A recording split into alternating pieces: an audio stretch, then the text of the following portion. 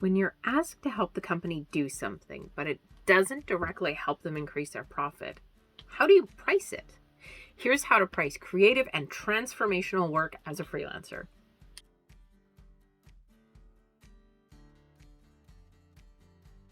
Hi everyone, I'm Cheryl. This is my channel, and I teach neurodivergent business owners like me to build a minimalist freelance business with a handful of high-ticket, long-term clients they love. Today we're talking about pricing, specifically how to price creative and transformational work when it may not have an impact on the bottom line. I hear this a lot, to be honest. People say to me all the time, but Cheryl, what they want me to do isn't going to make them any money or save them any money. How do I price that? To which I say, BS. If you're providing services, whether to businesses or consumers, everything that you do is either going to cost them money or make or save them money. So when you say this, what you're really saying is that you expect to only cost them money, which is super bad and obviously not something a smart client is going to invest in, right?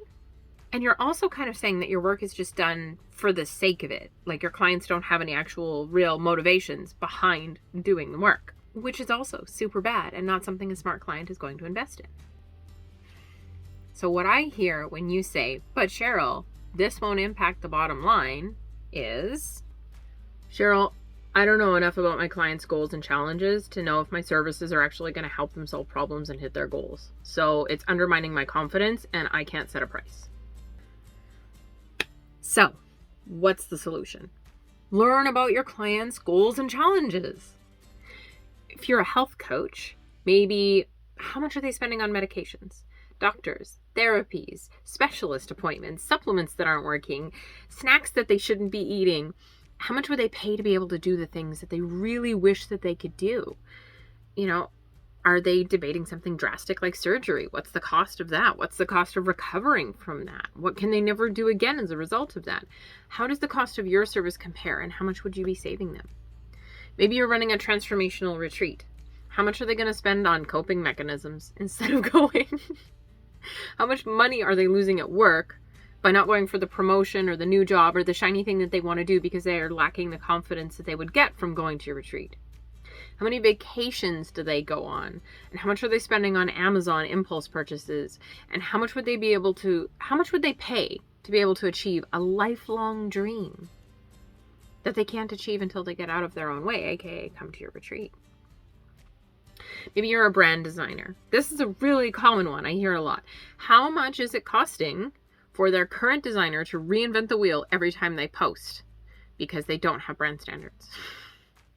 Right? How many clients are dismissing them every day because their brand is unprofessional?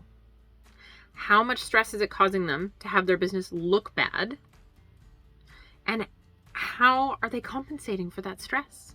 What is that costing them on a day-to-day basis? Coping mechanisms, as you all know, as neurodivergent people, can get really freaking expensive, right?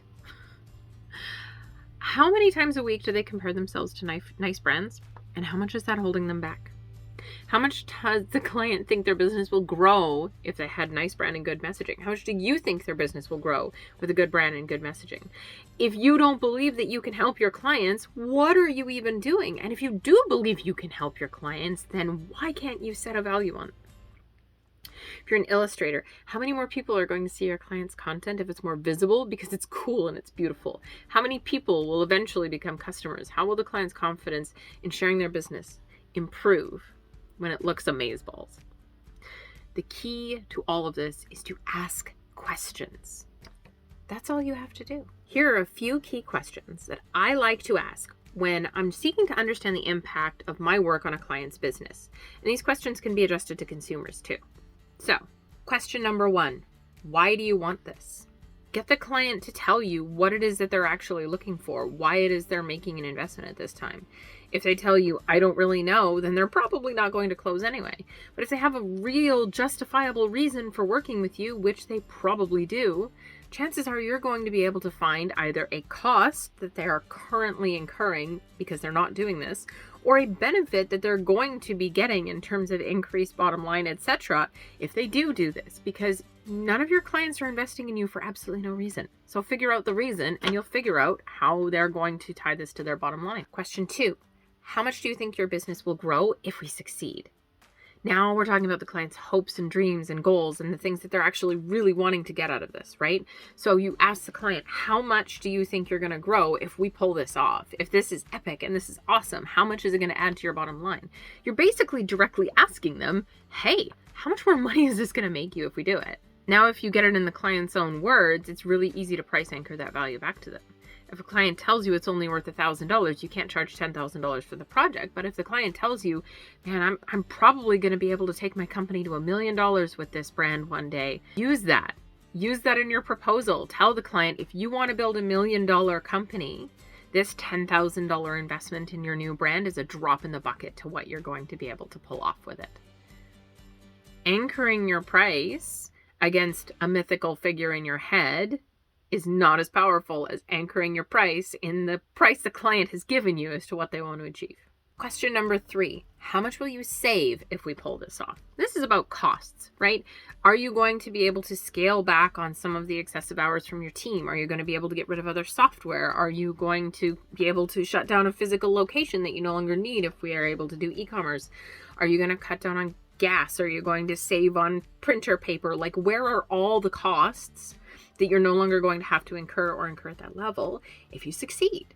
This is another way of uncovering what the bottom line is for the client so they can tell you how much more they're going to make as a result of working together.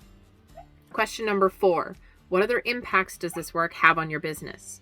Finding out what else the client is looking for at this stage before you've done a proposal with a price is really important, because if you find it all out later, you're not going to do very well with your proposal, frankly. You want to know what their motivations are, and if you can't uncover it in additional revenue generated or cost saved, this is where it's all going to come out. And question number 5, my favorite question to ask during the proposal process, are there any financial constraints I should be aware of before submitting a proposal? This is where the client's going to tell you their budget, if they have one, or if they have a maximum budget, or if they're getting quotes from other freelancers, vendors, or suppliers that they're expecting you to fall in alignment with.